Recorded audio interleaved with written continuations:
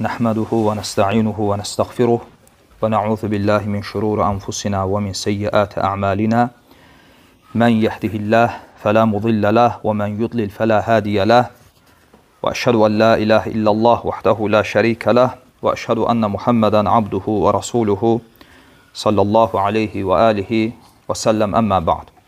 Bugün götürəcəyimiz hədis 31-ci hədisdir. An Səhil ibn Sa'd Əs-Sa'idi radiyallahu ta'ala anhu qal.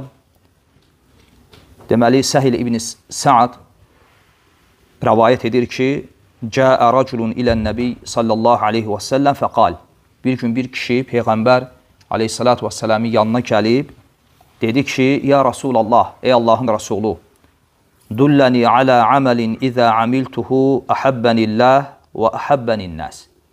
Məni elə bir əmələ yönəlt, yəni mənə elə bir əməl öyrət ki, o əməli etdiyim təqdirdə həm Allah məni sevsin, həm də insanlar. Fəqal, aleyhissalatu vesselam dedi ki, İzhəd fid-dünya yuhibbəkəllah. Dünyaya qarşı zahid ol, Allah səni sevsin. Vəzhəd fīmə fī əydin-nəs yuhibbəkən-nəs. Və insanların əlində olana qarşı zahid ol ki, insanlar səni sevsin. Hadisun Hasan, Ravahu ibn Məcə və qeyruhu bi əsanid Hasanə. Nəvəvi Rəhməlullah deyir ki, hədis həsəndir. Ümumiyyətlə, bu hədisin hökmündə alimlər ixtilaf ediblər. Hətta böyük muhaddislər, İmam Buxari kimi, İmam Əhməd kimi muhaddislər hədisi zəif görüblər. Və hədisi İbn Məcə rəvayət edib və həmçinin digər hədis imamları. Lakin hədis bir çox sənədlə varid olub. Doğrudan da o sənədləri tək-tək ələ aldıqda baxırsan ki, hədis zəifdir. Lakin həmin sənədlərin ümumi hökmünə baxanda bəzi alimlər deyiblər ki, hədis həsəndir. Yəni, həsən dərəcəsinə çatır. Və Nəvəvi də belə deyir və həmçinin Şeyx Albani Rahimehullah da deyir ki, hədis barədə hədis həsəndir və doğrusunu Allah bilir, doğru olan da budur. Və hədisi rəvayət edən sahabə Səhil ibn Sa'd Əs-Sa'idi Əl-Ənsari Mədinəli sahabələrdən idi, ənsarlardan və həm özü sahabə olub, Səhil, həm də atası Sa'd. Hər ikisi də sahabə olmaq şərəfinə nail olub. Və Səhlin əsl adı Hüzn idi. Hüzn, kədər. Atası adını belə qoymuşdu və Allah Rasulü bunu eşidəndə adını dəyişib edir Səhil. Səhil yəni rahatlıq, asanlıq. Və bəzi rəvayətlərdə gəlir ki, Peyğəmbər aleyhissalatu vesselam vəfat edəndə 15 yaşı olur. 14-15 yaşı olur və ümumiyyətlə Səhil İbn Sa'd radiyallahu anhu ən uzun ömürlü sahabələrdən olub. Və hətta bəzi alimlər qeyd edirlər ki, Vaqidi kimi, Mədinədə ən son vəfat edən sahabə olub. Mədinədə ən son vəfat edən sahabə olub. Təxmini 100 yaşınacan yaşayıb. Və qeyd elədiyi bu hədis, rəvat etdiyi bu hədis, özündə iki əzəmətli vəsfi ehtiva edir. Və ondan qabaq bu hədis həmçinin dəlildir ki, və bundan qabaqki hədislərdə də biz bunu gördük ki, sahabələr necə xeyir əməllərə, Allah Azza və Cəllənin rızasını, rəhmətini, sevgisini qazanmağa həris idilər və bu onların suallarında görünür. Doğrudan da bir insanın qəlbinin, bir insanın zehninin, beyninin nə cür işlədiyini, nə ilə məşğul olduğunu bilmək istəyirsənsə onun dilinə bax. Hətta bəzən insanları suallarından bilmək olur. İnsan nə axtarışındadır? Elədir ya, yox? Elədir. Məsələn, adam var ki, daima fitnəli suallar verir. Ara qarışdıran suallar verir. Yəni, suallarından bilirsən ki, bu adamın qəlbi nə ilə məşğuldur. İstər bu hədis olsun, istər bundan öncəki hədislər, görün, sahabələrin dərdi nə idi? Və Səhil deyir ki, və bir gün bir kişi gəlib Allah Rasulundan belə bir şey soruşur ki, ey Allahın Rasulü, mənə elə bir əməl öyrət ki, onu edəcəyim təqdirdə həm Allah məni sevsin və bununla kifayətlənmir, həm də insanlar məni sevsin. Və Peyğəmbər aleyhissalatu vesselam ona iki əzəmətli tövsiyə edir. Və bu iki əzəmətli vəsf ki var, onlardan birisi əz-zühdü fid-dünya. Yəni dünyaya qarşı zahid olmaq, hansı ki bu insana Allahın sevgisini aparır və ikincisi də insanların əlində olana qarşı zahid olmaq, bu da insanların sevgisini aparır. Və sələflərin belə bir sözü var, onlar deyərdilər ki, əhəmiyyətli olan, önəmli olan sənin kimisə sevməyin deyil. Önəmli olan sənin özünün sevilməyindir. Bu önəmlidir. Və sahabə bunu bilirdi. Və bu sualı verən Allah və Rasulunu sevən idi. Lakin nəyin axtarışında idi? Allahın sevgisinin. Deməli, insanın təkcə Allahı sevməsi kifayət eləmir. Önəmli olan Allahın onu sevməsidir. Yəni, insanın Allah tərəfindən sevilməsidir. Və biz bunu Quranda bir çox ayədə görürük. Məsələn, Uca Allah buyurur ki, فَسَوْفَ يَأْتِ اللّٰهُ بِقَوْمٍ يُحِبُّهُمْ وَيُحِبُّونَهُ Allah onların əvəzinə elə bir qövm gətirər ki, onlar Allahı, Allah da onları sevər. Onlar Allahı, Allah da onları sevər. Əzillətin aləl müminin, əizzətin aləl kafirin, yücahidunə fi səbilillah. Onlar Allah yolunda cihad edərlər və möminlərə qarşı şəfqətli və kafirlərə qarşı şiddətli olarlar. Onlar Allahı, Allah da onları sevərlər. Və başqa ayədə Uca Allah buyurur ki, Qul in kuntum tuhibbunallah. Ey Peyğəmbər, de ki, əgər siz Allahı sevirsinizsə, fəttəbi'uni yuhbibkumullah və yəğfir ləkum zunubəkum. Mənə tabi olun ki, Allah da sizi sevsin və günahlarınızı bağışlasın. Yəni, insanların Allahı sevməsi kifayət eləmir. Önəmli olan nədir? Allahı sevənin Allahın sevgisinə nail olması. Və Allah Resulü aleyhissalatu vesselam buyurur ki, İzhəd fid-dünya yuhibbəkallah. Dünyaya qarşı zahid ol. Dünyaya qarşı zahid olmaq, yəni insanın qəlbini, könlünü dünyaya bağlamaması. Ki Allah da səni sevsin. Ümumiyyətlə, dünyaya qarşı zahid olmağın əsli nədir? Dünyanı axirətdən üstün tutmaq. Yəni, soruşulsa ki, ümumiyyətlə, zühdün və dünyaya qarşı zahid olmağın əsli, təməli, mayası nədir? Cavab budur. Müxtəsər olaraq cavab budur ki, insanın dünyanı axirətdən üstün tutmaması. Əksinə, axirəti dünyadan üstün tutması. Elə bil ki, iman kimi. Məsələn, imanın tərifi necədir? Hardan başlayır birinci? Qəlbdən. Sonra dil, sonra əməl. Zahidlik də belədir. Birinci qəlbdən başlayır. Əgər qəlbdə dünya sevgisi, axirət sevgisindən üstün gəlirsə, o insan neynəsə də zahirdə bu zahidlik deyil. Ona görə birinci o zahidlik, o zühd qəlbdə düzəlməlidir. Və buna işarə edən Quran ayələr də çoxdur. Məsələn, Uca Allah buyurur ki, Bəl tu'thirunəl həyətəd-dünya. Əksinə onlar dünya həyatını axirətdən üstün tuturlar. Vəl-əxirətu xayrun və əbqa. Lakin axirət həyatı isə daha qalıcı və daha xeyirlidir. İzhəd fid-dünya. Yəni, dünyaya qarşı zahid ol, dünyaya qəlbivi bağlama. Hətta dünya kəlməsi özü ərəb dilində dənə feilindən əmələ gəlib və dənə feili ərəb dilində əsasən iki mənanı verir. Bir yaxın olmaq, bir də alçaq, aşağı olmaq mənasını. Və dünya kəlməsinin də mənası budur. Yəni, ərəb dilində deyəndə ki, dünya iki mənası var. Bir zaman baxımından, bir dərəcə baxımından. Zaman baxımından mənası nədir? Dünya, yəni yaxın. Çünki dünya həyatı axirət həyatına nisbətdə insana daha yaxındır. Nəqd olan da axı. Ona görə biz axirət həyatına nə deyirik bizim dildə də? O biri dünya. Zaman baxımından yaxın olduğuna görə deyilib dünya. Həmçinin dərəcə baxımından mənası nədir? Dünyanın, yəni aşağı, yəni alçaq, olan axirət həyatına nisbətdə. Və bir gün Peyğəmbər sallallahu aleyhi və səlləm əshabı ilə birlikdə bir bazarın yanından keçəndə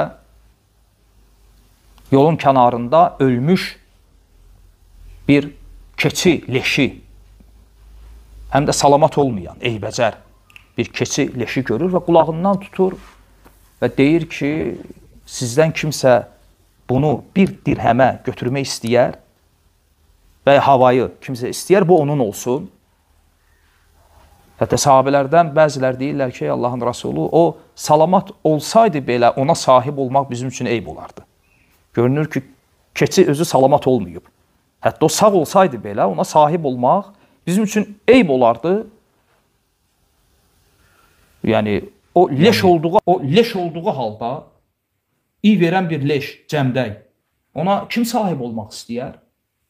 Və Allah Resulü aleyhissalatü vesselam deyir ki, baxın, bu ölmüş leş sizin yanınızda necə dəyərsizdirsə, Allahın yanında dünya həyatı bundan da daha dəyərsizdir. Və başqa hədisdə Peyğəmbər sallallahu aleyhi və səlləm buyurur ki, əgər dünya həyatının Allah qatında dəyəri, ağzı qanadı Allah bu dünyada kafirə bir damla belə su verməzdir. Bu hədisi İmam Tirmizi və İbn Məcə rəvayət edir. Ümumiyyətlə, qardaşlar, zahidlik mövzusu önəmli mövzulardandır. Elə bu hədisdə də göründüyü kimi.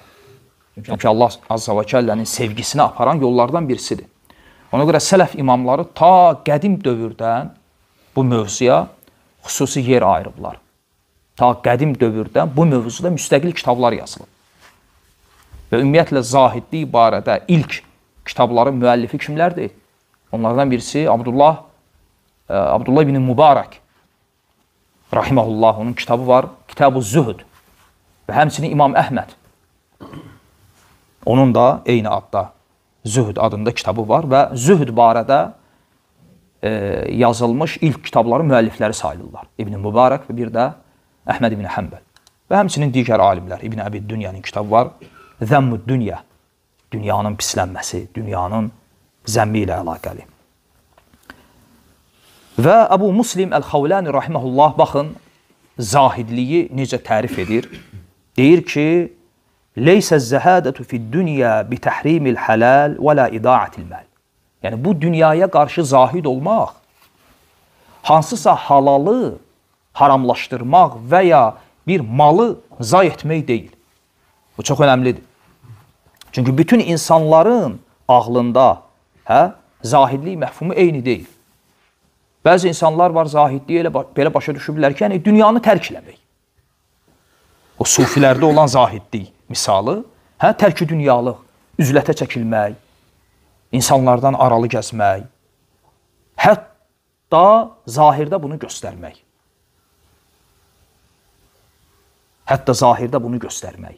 Halal olan şeylərdən imtina, məsələn, evlənməkdən imtina, ət yeməkdən imtina, məsələn, isti günlərdə sərin su içməkdən imtina. Bunlar halaldır, haram. Bunlar halaldır. Bunlar neynədir? Halalı özləri üçün haram elədir və elə bildilər ki, zahidlik budur. Və Əbu Muslim Əl-Xavlani rahiməhullah deyir ki, bu dünyaya qarşı zahid olmaq, malı zay etmək deyil. Dünya malından imtina etmək deyil. Allahın sənə halal etdiyi bir şeyi, evlənməyi, sərin suyu, əti, yaxşı geyimi, yaxşı miniyi, yaxşı evi, eşiyi, bundan əl çəkmək, imtina etmək deyil. Bəs həqiqi zahidlik nədir? Və innəmə zəhədətu ən təkунə bimə fi yədilləh əvsəq mimmə fi yədik. Dünyaya qarşı bu dünyada həqiqi zahidlik odur ki, insan öz əlində olandan daha çox Allahın əlində olana, Allahın yanında olana bel bağlaması, ümid bəsləməsi, öz əlində olana güvənməməsi, buna dayanıb yaşamaması. Həqiqi zahidlik, rahiməhullah deyir ki, budur. Deməli, Əbu Muslim Əl-Xavləninin bu zahidliyə verdiyi tərifdən nəyi anladıq? Onu anladıq ki, deməli, həqiqi zahidlik əli dünya malından çəkmək deyil. Həqiqi zahidlik nədir? Qəlbin dünya malından çəkilməsi, qəlbin dünya malına bağlı qalmaması. Ona görə bu hədis ki var, Allah Resulü Aleyhisselatü Vesselam'ın deməsi ki, İzhəd fid dünya yuhibbəkallah, dünyaya qarşı zahid ol ki, Allah səni sevsin. Bunu bizim dilə ən uyğun tərcüməsi nədir? Dünyaya qarşı zahid ol, yəni qəlbivi dünyaya vermə, qəlbivi dünyaya bağlama, dünyaya könül bağlama ki, Allah da səni sevsin. Və bunun ən gözəl dəlillərindən nədir? Birisi, nümunə olaraq bəzi peyğəmbərlərin həyatı, Süleyman əleyhissalam kimi, həmçinin Yusuf əleyhissalam kimi. Hətta Süleyman əleyhissalam dua edir ki, Qalə Rabbi xfirli və həbli mulkən lə yənbəği li əhədin min ba'di. Süleyman dedi ki, ey Rabbim məni bağışla və mənə məndən sonra heç kəsə nəsib etməyəcəyim bir mal, mülk ver. Belə bir dua. Məndən sonra heç kəsə nəsib olmayacaq bir mülk istəyir Allahdan.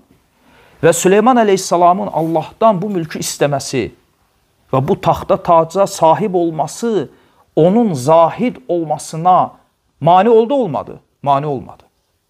Əli dünya malı üzərində olsa da qəlbi dünya malına bağlı deyildi və bəlkə də öz zamanında yaşayan insanların ən zahidi elə öz zamanında insanların ən varlısı idi. Subhanallah. Həqiqi zahidlik budur. Amma sufilərin tərif elədiyi zahidlik bunun tam əksinədir. Ona görə İmam Əhməd rahimahullaha biri gəlib sual verir. Deyir ki, ya imam, 1000 dinarı olan adam zahid ola bilər. Yəni bizim dildə desək, milyonu olan adam zahid ola bilər. İmam rahimehullah nə deyir? Deyir, bəli. Bişart əllə yəfrah izə zədət və lə yəhsən izə nəqusad.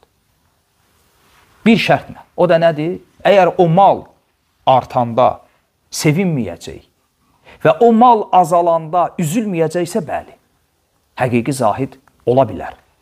Deməli, İmam Əhməd zahidliyi nəyə bağladı? İnsanın əlində olan malın, mülkün çoxluğuna, yoxsa azlığına? Yoxsa qəlbin o mala bağlı olub olmamasına? Fikir verin, nə dedi? Dedi, bəli, milyonu olan zahid ola bilər, amma o şərt nə ki, o mal artanda sevinmir, azalanda üzülmür.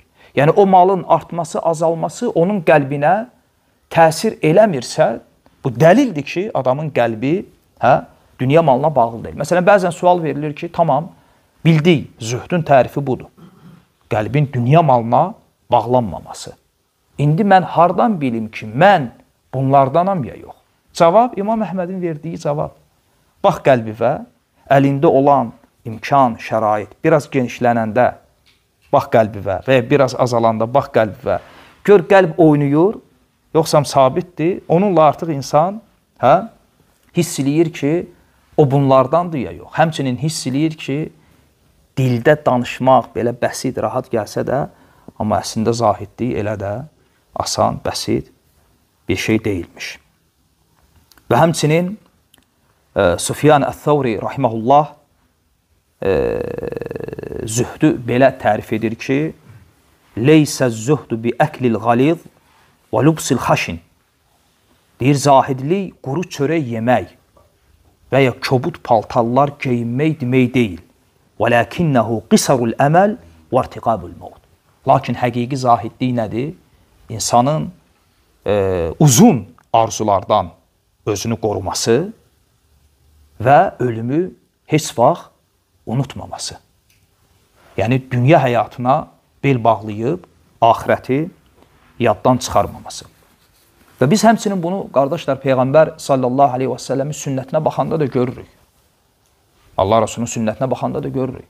Peyğəmbər aleyhissalatu vesselamın etdiyi dualardan birisi Allahümmə inni ə'udhu bikə minəl kufri vəl fəqr. Allahım, kasıblıqdan və küfürdən sənə sığınıram. Hətta bu hədisdə fəqirlik ilə küfrü neynədir? Bir yerdə zikirlədi. İbnül Qeym rahmeullah deyir ki, İddətü Sabirin kitabında və Zəxirətü Şakirin deyir ki, çünki bəzən kasıblıq Allah qorusun, o kasıblığın zilləti insanın küfrünə səbəb ola bilər. Və ona görə Peyğəmbər sallallahu aleyhi və səlləm küfürdən, kasıblıqdan, kasıblığın zillətindən Allaha sığınırdı. Deməli, zahidliyin ölçüsü bu deyil. Və həmçinin Allahdan pak ruzu istəyirdi. Allahumma inni əsəlükə rızqan dayyibə. Zahidliyin ölçüsü bu deyil. Ona görə insan ola bilər zəngindir, amma zahiddir. İnsan ola bilər kasıbdır, amma zahid deyil. Kasıbın kasıbıdır, kasıblığın zillətindədir, lakin gözü gəzir. Qəlbi dünyaya bağlıdır. Aydındır, zahidliyin ölçüsü malın çoxluğunda və ya azlığında deyil. Ona görə Peyğəmbər sallallahu aleyhi və səlləm sahabəyə, Allahın sevgisini axtaran sahabəyə dedi ki, İzhəd fid dünya yuhibbəkallah. Dünyaya qarşı zahid ol. Qəlbi dünyaya bağlama ki, Allah səni sevsin. Çünki Allah Azza və Cəllənin qulda baxacağı, nəzər edəcəyi ən birinci yer haradır? Qəlb. Və Allahın nəzər etdiyi o yerdə, o evdə dünya həyatını axirətdən üstün görəcəksə, bu Allahın sevgisinə mane olan səbəblərdəndir. Yox, Allahın nəzər etdiyi o qəlbdə axirət həyatı dünya həyatından üstündürsə, o Allah Azza və Cəllənin daimə nəzər etdiyi və Allahın sevgisinə məzhər olan bəndənin quludur, qəlbidir. Və Əbu Süleyman Əd-Dərani rahmehullah deyir ki, İxtələfu aleynə fi zühdi bil İraq.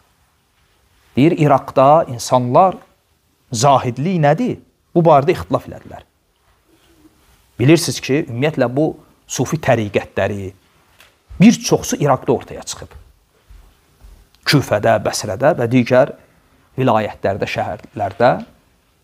Və Əbu Süleyman Əd-Dərani rahmehullah deyir ki, İraq əhli zahidlik nədir? Bunun tərifində əməlli ixtilaf etdilər. Fəminhum mən qal əz-zuhdu tərku liqa'in nəs. Onlardan bəzilər dedilər ki, dünyaya qarşı zahid olmaq insanları tərkləməkdir. Yəni, üzlətə çəkilmək. İnsanlara qarışmamaq. Bu sünnəyə müxalifdir, müvafiqdir. Bu sünnəyə müxalifdir. Peyğəmbər sallallahu aleyhi və səlləm buyurur ki, insanlar arasında olub, onlardan gələn əziyyətə səbr edən, insanlardan aralı yaşayıb, onlardan heç bir əziyyət görməyəndən xeyirlidir. وَمِنْهُمْ مَنْ قَالْ əz-zuhdu tərku şəhavat. Və İraqda insanlardan bəzilər dedilər ki, həqiqi zahidlik dünya şəhvətlərini tərkləməkdir. Dünya ləzzətlərini tərkləməkdir. وَمِنْهُمْ مَنْ قَالْ اِنَّ الزُّهْدَ tərku şəbə. Və onlardan bəzilər dedilər ki, həqiqi zahidlik toxluğu tərkləməkdir. Yəni, bir insanın qarnı həmişə tox olursa, o zahid ola bilməz. Əmmə ənə fəəqul, Əbu Süleyman Əd-Dərani deyir ki, mən isə deyirəm ki, İnnəz-zuhd tərku mə yuşğilukə anilləh. Həqiqi zahidlik səni Allahdan yayındıracaq şeyləri tərk etməyindir.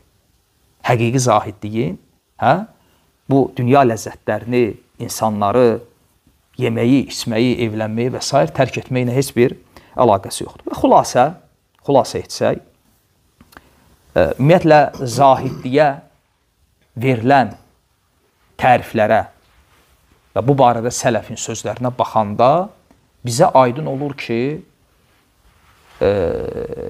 həqiqi zahidliyin əsas 3 əlaməti var. Onlardan birincisi odur ki, insan öz əlində olana yox, bayaq qeyd elədiyimiz kimi, Allahın yanında olana etimad etməsi. Qəlbini öz əlində olana yox, Allahın yanında olana bağlaması. Bu qəlb əməldir ya yox? Bu qəlb əməldir. İndi baxacaqsınız ki, hər 3 əlamət də əslində qəlb əməlidir. Lakin mütləqdir ki, zahirdə özünü göstərəcək. Çünki bir insan ki öz əlində olana yox, öz əlində var ya yoxdur, dəyişmir nəyisə. Daima əlində olanda da, əlində olmayanda da, əlində olan çox olanda da, az olanda da qəlbini Allahın yanında olana bağlaması, çünki əlində olanı da Allahdan görür, bu həqiqi zahidliyin birinci əlamətidir. Bu qəlb əməllərindəndir. Ona görə Uca Allah buyurur ki, وَمَا مِنْ دَابَّةٍ فِي الْأَرْضِ إِلَّا عَلَى اللّٰهِ رِزْقُهَا. Çünki yer üzündə elə bir şey yoxdur ki, onun ruzusu Allaha aid olmasın. Onun ruzusunu Allah verməsin. Və ikinci əlamət nədir? Həqiqi zahidliyin. İkinci əlamət odur ki, insanın başına bir müsibət gələndə onun halını dəyişməməsi. Yəni, müsibətdən qabaq insan necədirsə, qəlbi Rəbbi ilə necədirsə o bağ, o əlaqə, müsibət gələndən də sonra həmin qulun qəlbinin Rəbbi ilə olan əlaqəsinin o cür qalması. Bu da ikinci də qəlb əməllərindəndir. Çünki Uca Allah buyurur ki, وَلَنَبْلُوَنَّكُمْ بِشَيْءٍ مِنَ الْخَوْفِ وَالْجُوعِ وَنَقْصٍ مِنَ الْأَمْوَالِ وَالْأَنْفُسِ وَالثَّمَرَاتِ. Biz sizi biraz azlıq ilə, biraz qorxu ilə, biraz can, mal qıtlığı ilə, azlığı ilə imtihan edəcək. وَبَشِّرِ الصَّابِرِينَ. Və səbr edənləri müjdələ. اَلَّذ۪ينَ اِذَا أَصَابَتْهُمْ مُصِيبَةٌ. O həqiqi səbr edənlər kimlərdir? Onlara bir müsibət üz verəndə qalu, deyərlər ki, İnnə lillah və innə iləyhi raciun. Fikir verin, həqiqi zahidlik. Qəlbin Rəbbi ilə olan həqiqi bağlılığı. Müsibət üz verib və onlar deyirlər ki, biz Allahdanıq və Allaha da qayıdacağıq.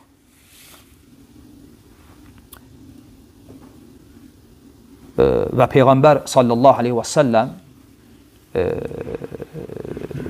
Allah Resulü aleyhissalatu vesselam'ın etdiyi dualardan birisidir. Duaya fikir verin. Allah Resulü dua ederdi ki Allahümme qsim lana min xaşyetika ma tahulu bihi beynena ve beyne ma'siyetik. Allah'ım bizi günahlardan qoruyacaq bir xaşyət, təqva ver bizə. Ve min taatika ma tubelliğuna bihi cennetek. Bəs bizi sənin cənnətinə çatdıracaq bir itayət ver bizə. Və minəl yəqin mə tuhəvvin bihi aleynə məsaibət dünya. Və bizə elə bir yəqinlik ver ki, o yəqinlik dünya müsibətlərini bizim üçün neynəsin? Yüngülləşdirsin, asanlaşdırsın. Bu hədisdə, bu duada fayda nədir? Deməli, fikir verin, Allah Rasulü dünya müsibətlərinin onun üçün, onlar üçün asan, yüngül olması üçün Allahdan nə istədi? Yəqinlik.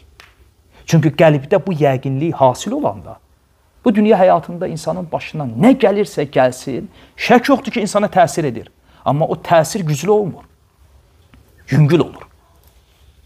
Çünki o qəlb ilə Allah arasında olan bağ yerində olduğuna görə. Ona görə Əli radiyallahu anhu deyərdi ki, mən zəhidə fid dünya hənət aleyhil musibət. Kim bu dünyaya qarşı zahid olsa, bu dünyaya bel bağlamasa, qəlbini bu dünyaya kölə eləməsə, bu dünya müsibətləri ona çox yüngül gələr. Çünki bu dünya müsibətləri ümumiyyətlə nədən ibarətdir? Ayədə keçdi. Qorxu, itki, əldən çıxan, mal, mülk, azalan şeylər, bir adamın ki, qəlbi bu dünyaya bağlıdır. O azalan şey az da olsa onun üçün böyük gəlir. Çünki qəlb buna bağlıdır axı. Qəlbin bağlı olduğu şeyi adam itirib. Az itirsə də onun üçün böyük müsibətdir. Həmən qəlb narahat olur. Adam səksəkəyə düşür. Ola bilsin, neçə gün yatmır. Amma qəlb o dünyaya bağlı deyilsə, o əldən çıxanda, o müsibət sayılsa da adamın qəlbini yerindən tərpətmir. Niyə? Çünki onsuz da qəlb ona bağlı olmadığına görə. Bu da ikinci əlamət idi. Hansı? İnsanın başına müsibət gələndə insanın qəlbinə çox təsir etməməsi. Bu dünyaya qarşı həqiqi zahidliyin ikinci əlamətidir. Və üçüncü əlamət də odur ki, insan tənqid olunanda və ya ona təriflər yağdırılanda onun qəlbinə çox təsir eləmir. Yəni, insan tənqid olunanda çox üzülmür. təriflənəndə çox sevinmir. Elə bil ki, onu tənqid edənlərlə, ona tərif edənlər onun üçün əslində eyni mizandadır, eyni tərəzidədir. Bu da əslində qəlb əməllərindəndir. Bu da dünyaya qarşı həqiqi zahidliyin əlamətlərindən sayılır. Yəni, xülasə olaraq qardaşlar, biz deyə bilərik ki, yəni, sual verilsə ki, zahidlik nədir?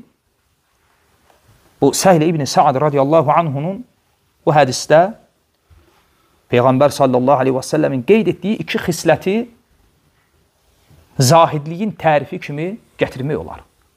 Demək olar ki, zahidlik odur ki, dünyaya könül bağlamamaq və insanların əlində olan şeyə göz dikməmək. Necə ki, hədisdə gəldi.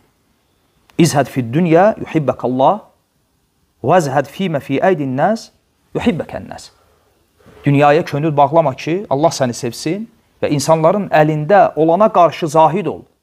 Ona göz dikmə ki, insanlar səni sevsin. Və həmçinin demək olar ki, bu iki şey zühdün iki əsasıdır. İki təməlidir. Yəni, hədisdə gələn bu iki şeyi həm zahidliyin tərifi kimi gətirmək olar. Yəni, kimsə sual versə ki, zahidlik nədir? Cavab olaraq bu hədisi demək olar. Demək olar ki, zahidlik odur ki, dünyaya qəlbivi bağlamırsan və insanların əlində olana göz dikmirsən. Zahidlik budur. Yəni, bu hədis zahidliyin həm də tərifidir. Və həmçinin bu hədis zahidliyin iki təməli, iki əsası ki var, onu da bəyan edir.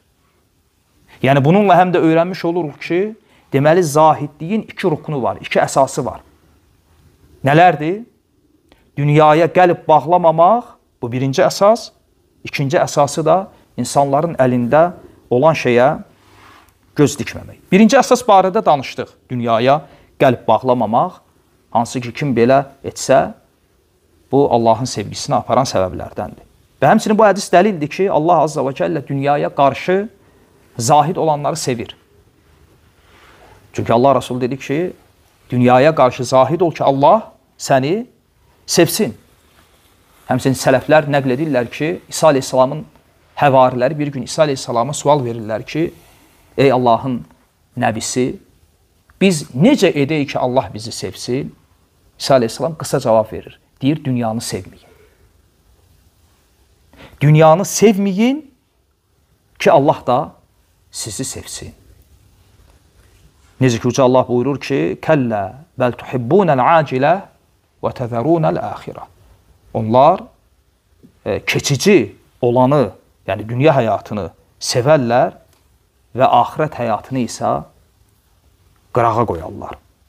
Bəl tu'thirunəl həyətəd dünya. Onlar dünya həyatını axirət həyatından üstün tutarlar. Vəl-əxirətu xayrun və əbqa. Lakin axirət həyatı daha qalıcı və daha xeyirlidir. Bu birinci əsas idi. Və ikinci əsasa gəldikdə isə o da hansıdır? Zahidliyin ikinci əsası, ikinci təməli. O da insanların əlində olan şeyə göz dikməmək. Həmçinin hədisin bu hissəsi ki var, bu yeri ki var, ümumiyyətlə bu hədis həmçinin dəlildir ki, şəriətə müvafiq olan yollar ilə, metodları ilə insanların sevgisini qazanmağa, səy göstərmək, çalışmaq icazəlidir. Çünki sahabə gəlib Allah Rasulundan nə soruşdu? Dedi ki, ey Allahın Rasulü, mənə elə bir əməl öyrət ki, onu edəcəyim təqdirdə həm Allah məni sevsin, həm də insanlar. Bu önəmli məsələdir. Çünki bəzi insanların bu məsələdə səhv təsəvvürləri var. Onlar deyirlər ki, insanlar nə deyirlər desin, tək Allah məni sevsin. Bu cür demək olar. Bu söz ola bilsin haqdır. Baxır harda, baxır hansı məqamda, ola bilsin halal haram seçimində, hansı ki elə bir məqamdır, elə bir yerdir ki, ya insanların razılığını götürməlisən, ya da Allahın razılığını insanların razılığından üstün tutmalısan. Bu məqamda deyilsə yeridir. Deyirsən ki, insanlar məndən narazı qalsa da, tək Allah məndən razı qalsın. Lakin ümumilikdə bunu şüar etmək düzgün deyil. Qur'ana da müxalifdir və sünnəyə də. Və həmçinin bu hədis də onun dəlillərindəndir ki, deməli, insan şəriyyətə müvafiq yollar ilə insanların sevgisini qazanmağa səy göstərə bilər. Hətta o kafir olsa belə. Dəvət üçün xəstələnir, gedib ziyarət edirsən. Borc istəyir, ona borc verirsən. Hətta fikir verin, qəlbi İslama isinən kafirlərə hətta zəkatdan mal düşür. Nə dedik? Qəlbi İslama isinən. Hətta o isinən qəlbləri İslama salmaq üçün və s. Ona görə görürsünüz, şəriət məsələn hədiyyəyə təşviq edib. Elə hədiyyədə olan məqsədlərdən və sədəqə ilə arasında olan fərqlərdən birisi də budur ki, çünki hədiyyə edən insan onunla, o kimə ki ona hədiyyə edib, onun sevgisini, onun yaxınlığını, dostluğunu əldə eləmək istəyir.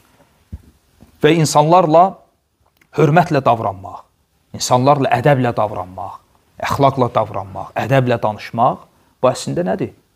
Kimliyindən asılı olmayaraq insanların sevgisini qazanmağın yollarındandır. Bu hədis də bunun dəlillərindəndir ki, bu icazəlidir. Çünki sahabə də bunu soruşur ki, ey Allahın Rasulü, elə bir əməl öyrət ki, o əməli edəcəyim təqdirdə nəinki Allah Azza və Cəllə, həm də insanlar məni sevsin. Və Peyğəmbər sallallahu aleyhi və səlləm də dedi ki, insanların əlində olan şeylərə göz dikmə, onda insanlar səni sevəcəklər. Və başqa hədisdə İmam Tabaraninin rəvat etdiyi hədisdə qeyd olunur ki, İy əsmimmə fi əydin nəs təkun qaniyyə. İnsanların əlində olandan əlvi çək, onda zəngin olarsan.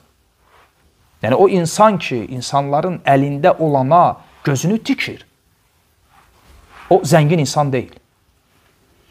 Hətta əlində malı, mülkü olsa belə, o daxilən kasıb insandır. Və başqa hədisdə Allah Rasulü buyurur ki, mən fətəhə bəbə məsələ, fətəhəllahu ləhu bəbə fəqrin fid dünya vəl-əxirə. Kim istəmək qapısını, dilənmək qapısını açsa, Allah bu dünyada və axirətdə onun çox fəqirlik qapısını açacaq. Yəni, insanların əlində olana göz dikmək, qəlbi ona bağlamaq və insanlardan istəmək, insanın özünü buna vərdiş etdirməsi, bu şərən icazəli deyil. Və Allah Rasulü buyurur ki, kim bu qapını açsa, Allah onun üçün fəqirlik, kasıblıq qapısını açacaq. Və bu həm də şərən icazəli deyil. Və Səhil ibn Sa'd, elə bu hədisi rəvat edən sahabənin, başqa rəvat etdiyi hədisdə gəlir ki, şərəful mümin qiyamuhu billeyl. Müminin şərəfi gecə namazlarına qalxmasıdır. Və izzuhu istiğnauhu anin-nas. Və müminin izzəti isə insanlara möhtac olmamasıdır. Yəni, gecə namazı müminin şərəfidirsə, insanların əlində olana göz dikməməsi, bel bağlamaması müminin nə idi? Şərəfidir. Ona görə hətta fəqihlər fıqh kitablarında maraqlı bir məsələni zikr edirlər. Dəstəmaz, təyəmmüm barədə danışanda ki, məsələn, sənin suyun yoxdur, həmən gedib təyəmmüm ala bilərsən? Yox. Çünki gedib qonşunun qapısını döyə bilərsən. Ki, suyum yoxdur, su ver, dəstəmaz alım və ya qüsl alım. Elədir ya yox? Elədir. Yəni, evdə su yoxdur, həmən gedim dəstəmaz alım, belə qayda yoxdur. Dükandan su ala bilərsən və ya qonşunun qapısını döyə bilərsən. Fuqaha bu məsələni, bu dəstəmaz təyəmmüm bölümündə qeyd edəndə, orada deyirlər ki, lakin bir istisnası var. Əgər qonşunun qapısını döyüb ondan su istəmək ilə onun minnəti sənin üzərvə gələcəksə olmaz. Get təyəmmüm al. Allahu akbar. Baxma ki, ibadət üçündür ya. Yəni, hansısa bir dünya mənfəətinə görə deyil. Namaz üçün qonşudan bir qab su alacaqsan və buna görə sabah sənə minnət edə bilərsə, deyirlər ki, sənə vacibdir ki, nə edəsən? Gedib təyəmmüm alasan. Hətta o minnətin altına Düşməmək üçün. Hətta bu məsələyə bəzi sahabələr elə yanaşmışdılar ki, hətta insanlardan heç bir şey istəməyəcəklərinə dair bəzi sahabələr, ona yaxın sahabə idi, Allah Rasuluna beyyət etmişdilər. Əbu Zər onlardan idi, Əbu Bakr onlardan idi, radiyallahu anhum. Beyyət etmişlər Allah Rasuluna ki, ölənəcən insanlardan heç nə istəməyəcək. Bəzi sahabələr o dərəcədə. Hətta miniyin üstündə olanda, əlindən qamçısı yerə düşəndə biz nə edirik? Yağımızda olana, aşağıda olana deyirik ki, bir zəhmət onu ver, düşüb özümüz götürmürük. Onlar demirdilər, düşüb özləri götürürdülər. Buna dair Allah Rasuluna söz verib, beyyət etdiklərinə görə. Baxma ki, düşən qamçı onun idi. Hətta ona baxmayaraq. Və sələflərdən biri deyir ki, mən elə bir mülkə sahibəm ki, mən o mülkə sahib olandan sonra mənim qəlbimdən fəqirliyin qorxusu yox olub. Ondan soruşurlar ki, o sahib olduğu mülk nədir? O da deyir ki, əs-siqatu billah, Allaha olan güvən. Bu mənim üçün əzəmətli bir mülkdür, sahib olduğum.